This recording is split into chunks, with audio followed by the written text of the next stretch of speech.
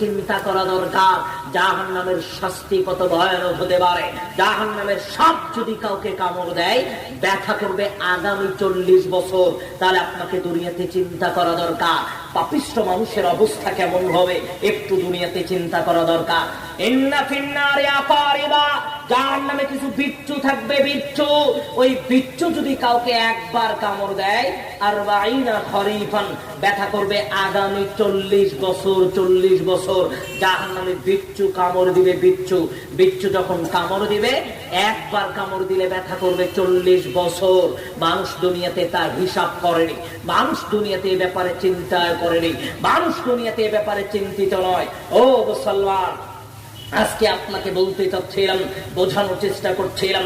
আপনাকে আরেকটা হাদিস একটু বলে নেই, তারপরে একটা কথা আপনাকে বলা জরুরি মনে করছে। আনাস রাদিয়াল্লাহু